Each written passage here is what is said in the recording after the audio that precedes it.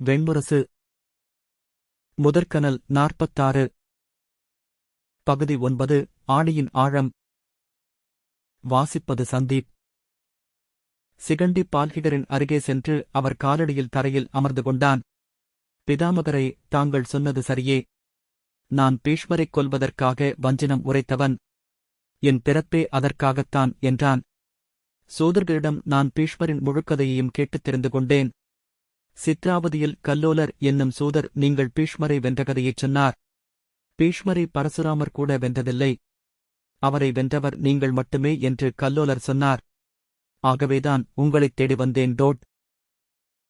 பால்ஹிகர் இரு கைகளையும் தூக்கி எதையோ சொல்ல முனைந்தார். சொற்களைத் தேடுபவர் போல தலையை அசைத்தார். முதுமையால் தளர்ந்த கீழ்த்தாடை பசு அசை போடுவது போல அசைந்தது. அவரது வாய்க்குள் இருந்த 4 மஞ்சள் நிறமான பற்கள் ஒன்றுடன் ஒன்று உரசிக்கொண்டு அவர் வாயு மூடிய போது உதடுகளை அழுத்தின. அவரது கண்குழிகள் மீன்கள் திளைக்கும் மலைச்சுமை போல சலனம் கொண்டது. ஆம் என்றார். நெடுநாட்களாகின்றன. நான் அவனை வென்றேன். அல்லது நாங்கள் இருவரும் வெல்லவில்லை. அல்லது இருவருமே தோற்றோம். என்ன நடந்தது என்று என்னால் இப்போது சொல்ல முடியவில்லை என்றார். பிதாமகரை, நீங்கள் பீஷ்மரைத் தேடி அஸ்தினபுரிக்கு வந்தீர்கள். நீங்களிருவரும் ஒருவரையொருவர் போருக்கு அழைத்தீர்கள். குருஷித்தத்தில் உங்கள் போர் நிகழ்ந்தது. போர் குறித்த செய்தியைக் கேட்டு 8 சூதர்கள் குருஷித்தத்துக்கு வந்திருந்தனர். அவர்களில் திரிபகன் என்னும் சூதரின் மைந்தர்தான் என்னிடம் அதைச் சொன்ன கல்லோலர் என்றான் சிகண்டி. பால்ஹிகர் ஆம் என்பது போலத் தலையை அசைத்தார். உதடுகள் துருத்த கழுத்தின் தசைத்தொங்கல்கள் அதிர்ந்து இழுபட தன் நினைவுகளை மீட்டு எடுக்க முயன்றார். அவர் முகம் மலர்ந்தது. அவனிடம் ஏதோ மந்தனம் பகிர்பவர் போல புன்னகை புரிந்தார். உன் பெயர் என்ன சிகண்டி? உத்தரபாஞ்சாலத்தைச் சேர்ந்த சோமகசேனரின் மைந்தனான என் பெயர் சிகண்டி என்றான். ஆம், நான் உன்னை பார்த்திருக்கிறேன். நேரில் அல்ல, வேறு எங்கோ என்றார் அவர். நீ பீஷ்மனைக் கொல்பவன், தெரிந்துகொள். சிகண்டி, பிதாமகரை, நீங்கள் முன்பு பீஷ்மரைக் கொல்வதற்காக அஸ்தினபுரிக்கு வந்தீர்கள் என்றான். ஆம், நான் பீஷ்மனைக் கொல்வதற்காக அஸ்தினபுரிக்கு வந்தேன் என்றார். அவருக்குள் தன்னிச்சையாக நினைவுகள் பெருகத் தொடங்கின. 20 ஆண்டுகளுக்கு முன்பு ஒருநாள் இங்கே ஒரு சூதன் வந்தான். இங்கு கங்கைக்கரையிலிருந்து சூதர்கள் அதிகமாக வருவதில்லை. இது வறண்ட நாடு. மதிக்கப்படாத மக்கள் வாழும் பகுதி. இங்கே நாரி என்ற ஒரே ஆறுதான் ஓடுகிறது. அதைக் கொண்டு நாங்கள் கொஞ்சம் கோதுமையை விளைவிக்கிறோம். மாடுகளை மேய்க்கிறோம்.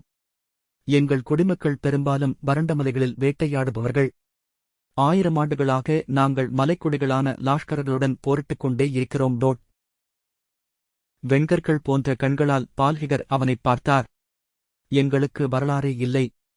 150 ஆண்டுகளுக்கு முன்பு என் தாய் சுனந்தையை அஸ்தினபுரியின் பிரதிபர் படை கொண்டு வந்து மணந்து சென்றதனால் மட்டுமே நாங்கள் சூதர்களின் பாடல்களில் ஒற்றை வரியாக இடம்பெறுகிறோம். எங்கள் வரலாறு அதுதான். வியப்புதான் இல்லையா? அங்கே ஆரியவர்த்தத்தின் நடுவில் கங்கையின் மடியில் பாரதவர்ஷத்தின் தலைமை நகரமான அஸ்தினபுரியை ஆள்வது எங்கள் ரத்தம். உடும்பையும் எலியையும் பச்சை மாமிசமாகவே உண்ணக்கூடிய மலைவேடர்களின் தோன்றல்கள். அஹஹா! அந்தச் சிரிப்பு முதல் முறையாக அவர் மனச்சமநிலையுடன் இல்லை என்ற மனப்பதிவை உருவாக்கியது. பாவம் சுனந்தை, என்னால் அவளை பார்க்க முடிகிறது. இங்கே எங்கள் பெண்களுக்கு அந்த புறமும் இச்சிரிப்பும் இல்லை. பொட்டல்வெளியில் மாடு மேய்ப்பார்கள். நாரி ஆற்றில் மீன்பிடிப்பார்கள். மலைகளில் வேட்டைக்குச் செல்பவர்களும் உண்டு. மண்ணும் புழுதியும் வெயிலும் சேர்ந்துதான் எங்கள் பெண்களை அழகிகளாக ஆக்குகின்றன. நான் அஸ்தினபுரியின் பெண்களை பார்த்திருக்கிறேன். அவர்கள் காளான் போலிருக்கிறார்கள். மெலிந்து வெளுத்து. வீரர்கள் ஒருபோதும் அந்த அந்தப்புறத்து குழிமுயல்களை காதலிக்க முடியாது. கடைசியில் பிரதீபர் அவளை அடைந்தார். காத்திருந்து அடைந்த மனைவி என்பதனாலேயே அவள் காலடியில் கிடந்தார். அஸ்தினபுரியின் களஞ்சியத்தின் நவமணிக்குவியலே அவள் காலடியில் கிடந்தது என்றனர். புரூரவ்சின் செங்கோலையும் அஸ்தியின் வெண்குடையையும் குருவின் மணிமுடியையும் அவள் நினைத்தால் காலால் எற்றி விளையாடலாம் என்று சூதர்கள் பாடினர். பற்களைக் காட்டி சிரித்தபடி பால்ஹிகர் சொன்னார். ஆனால் அவள் இந்த பாலைவெளியின் வெயிலுக்காக ஏங்கியிருப்பாள். எந்த ரத்தினத்தின் ஒளியும் இதற்கு நிகரல்ல என்று உணர்ந்திருப்பாள். ஆம், அதனால்தான் அவள் ஏங்கி மெலிந்து அழிந்தாள். கோடைகால நதி போல அவள் மெலிந்து வற்றி மறைந்தாள் என்று அஸ்தினபுரியின் சூதர்கள் பாடிக் கேட்டிருக்கிறேன். இங்கே ஒரு சூதன் வந்தான் என்றேன். இல்லையா என்றார் பால்ஹிகர். நிலையற்ற வெள்விழிகள் தன்னை பார்ப்பவையாகத் தெரியவில்லை சிகண்டிக்கு. அந்தச் சூதன் ஏன் வந்தான்? தெரியவில்லை. ஆனால் எப்படியோ அவர்கள் வந்துவிடுகிறார்கள். நான் அவன் பாடுவதை இந்த நகர்மன்றில் பார்த்தேன். அவன் அஸ்தினபுரியில் இருந்து வந்திருக்கிறான் என்று தெரிந்ததும் பெருங்கூட்டம் அவனைச் சுற்றி நின்றது. நான் அருகே சென்று கூட்டத்துக்குப் பின்னால் நின்று அவன் பாட்டைக் கேட்டேன். அவன் பிரதிபரைப் பற்றிப் பாடினான். என்னையும் என் தமையன் தேவாபியையும் பற்றிப் பாடினான். சந்தனுவின் வெற்றிகளையும் கொடைத்திறனையும் அவன் ஆட்சியில் அறம்பொலியும் மகத்துவத்தையும் புகழ்ந்தான்.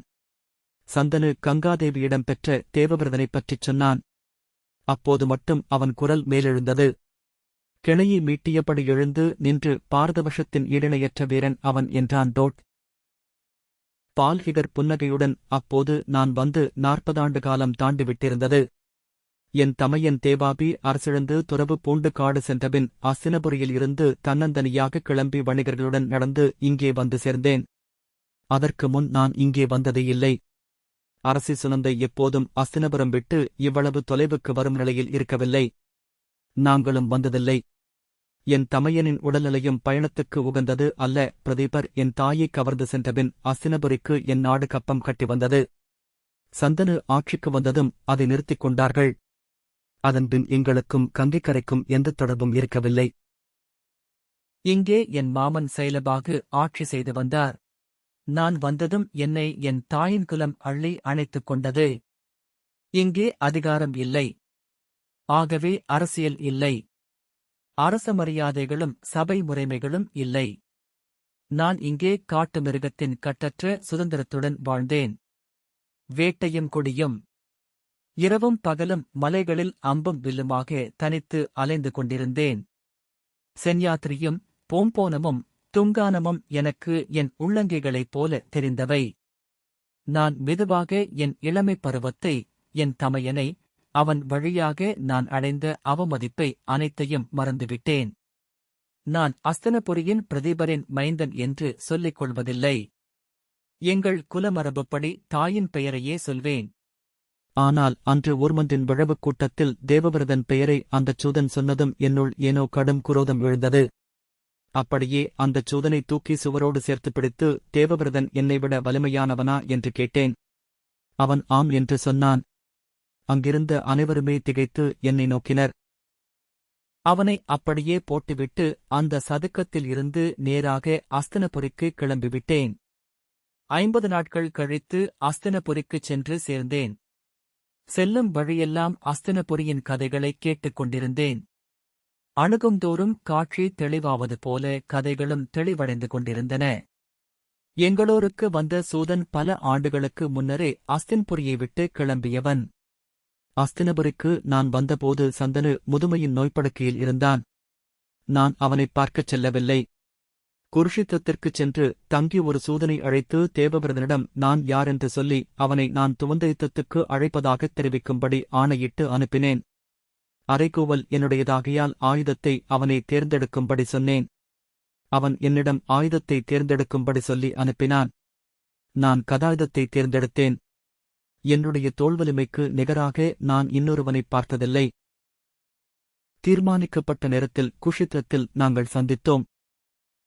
அவன் தன் கதையுடன் அணிகள் ஏதுமின்றி தனியாக வந்திருந்தான். சூதர்களை வரச் சொன்னது நான்தான். அவனை நான் கொல்வதை அவர்கள் பாட வேண்டுமென நினைத்தேன்.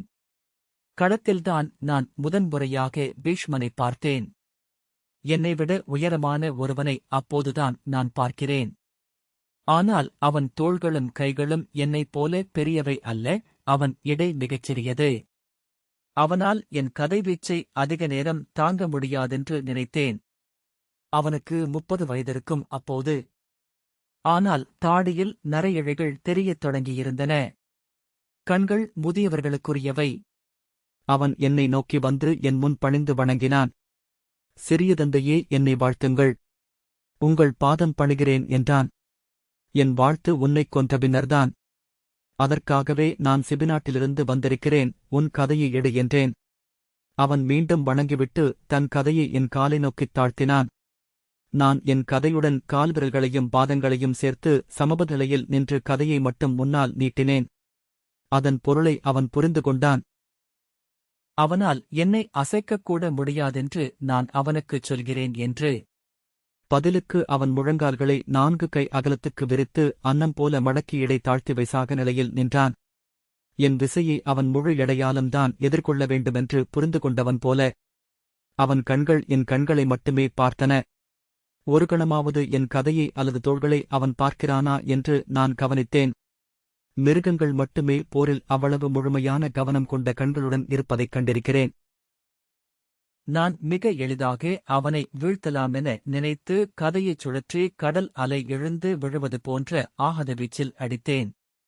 ஆனால் முதல் அடியை அவன் தடுத்த போதே தெரிந்துவிட்டது அவனை என்னால் எளிதில் வெல்ல முடியாதென்று.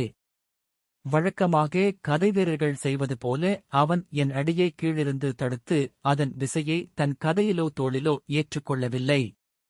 கதையின் குமிழுக்கு மிகக் கீழே என் கைப்பிடிக்கு அருகில் அவன் கதையின் குமிழ் என்னை தடுத்தது. ஹம்சமர்த்த முறைப்படி அன்னங்கள் கழுத்தை பின்னிக்கொள்வது போல எங்கள் கதைகள் இணைந்தன. அவன் மெல்ல அவ்விசையை திசை மாற்றி என்னை தடுமாறச் செய்தான். இளைஞனே, உன்னை பார்த்தால் கதை உன் ஆயுதமல்ல என்று தெரிகிறது. சுழலும் கதையின் ஆற்றல் உச்சகட்டமாக வெளிப்படும் இடமும் உண்டு.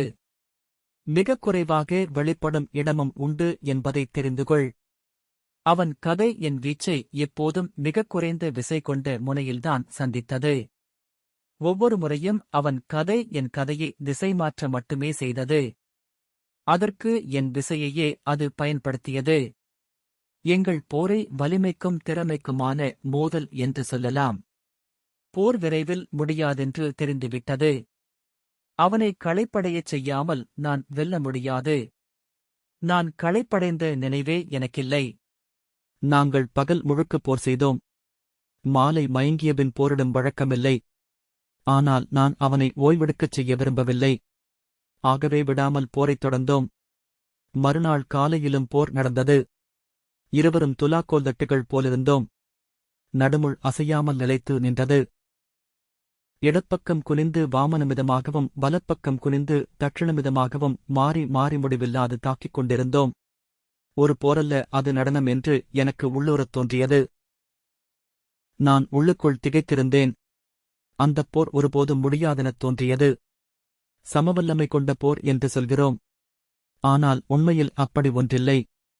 எந்தப் போரிலும் ஒரு தரப்பு சற்றேனும் விஞ்சியிருக்கும். காலம் நீள நீள அந்த வேறுபாடு வளரும். இறுதியில் வெற்றியை நிகழ்த்துவது அந்த வேறுபாடுதான். முதல் முறையாக அந்த வேறுபாடு அணுவேனும் இல்லாத போரை உணர்ந்தேன். அதற்கேற்றது போல எங்கள் இருவர் கதைகளும் ஒரே சமயம் உடைந்தன. நான் வெறும் கையால் அவனை அடித்தேன். அவன் என் அடியைத் தடுத்து என் கைகளைப் பற்றிக் கொண்டான்.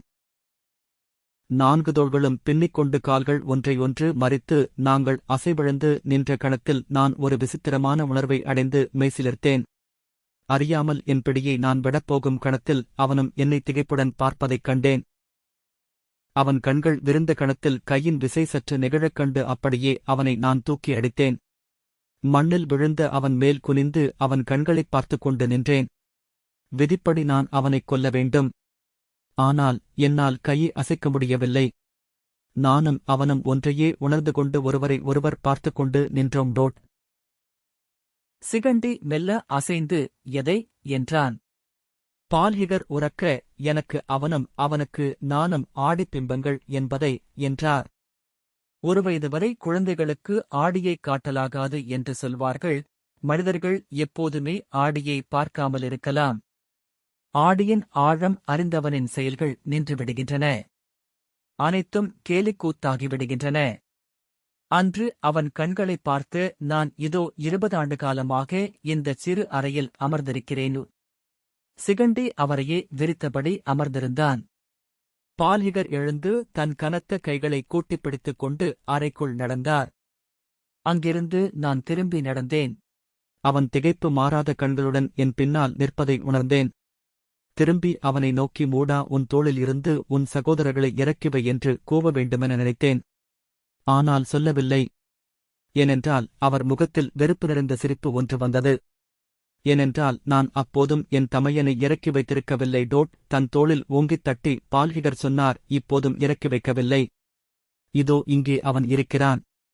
மிக மெலிந்தவன். உயிர் பிரிந்து கொண்டிருப்பவன் போல அதிர்ந்து கொண்டிருப்பவன் டோட். சிரித்துக்கொண்டு அவர் எழுந்தார்.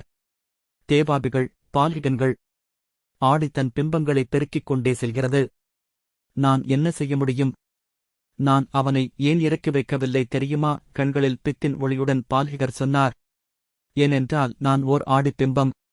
எனக்கு முன்னாலிருந்த ஒரு ஆடிப்பிம்பத்தின் நிழல்தான் நான். அது இன்னும் இறக்கி வைக்கவில்லை. அது ஏன் இறக்கி வைக்கவில்லை என்றால் அதற்கு முன் இருந்த ஆடிப்பிம்பம் இறக்கி வைக்கவில்லை. ஆடிப்பிம்பங்களால் கோடி கோடியாக பெருகத்தான் முடியும். அவை தாங்களாக எதையும் செய்து கொள்ள முடியாது. எவ்வளவு பரிதாபம்! எத்தனை பெரிய பொறி! சொற்கள் அவரில் இருந்து கட்டில்லாமல் வந்தன. ஆடிப்பிம்பங்கள். பரிதாபத்துக்குரியவை அவை. ஆடிப்பிம்பங்களுக்கு வண்ணங்களும் வடிவங்களும் உண்டு. அசைவும் உயிரும் உண்டு. கண்களில் ஒளியுண்டு, குரலுண்டு. அனைத்தும் உண்டு. ஆனால் அவற்றால் தங்களைத் தாங்களே நடத்திக் கொள்ள முடியாது. அவற்றை நிகழ்த்துவோன் அவற்றுக்கு முன்னால் நிற்கிறான். அவனை அவை ஒன்றும் செய்ய முடியாது. ஆடிக்கு அப்பால் நின்று வெறித்துப் பார்க்கத்தான் முடியும். நான் அவனை ஒன்றும் செய்யவில்லை தெரியுமா? அவன் என் பிம்பமா இல்லை என் மூலமா என எப்படித் தெரிந்து கொள்வேன்? அவன் என் மூலமென்றால் அவன் அழியும்போது நானும் அழிந்து விடுவேன் அல்லவா? அவர் கண்களில் பித்து ஏறி ஏறி வந்தது. நீ பீஷ்மனிடம் சொல், அவன் வெறும் பிம்பம் என்று டோட். சிகண்டி பிதாமகரை, நீங்கள் எங்கே என்னைப் பார்த்தீர்கள் என்றான். அவன் குரலை அவர் கேட்கவில்லை. அவன் அங்கிருப்பதே அவருக்குத் தெரியவில்லை என்று தோன்றியது.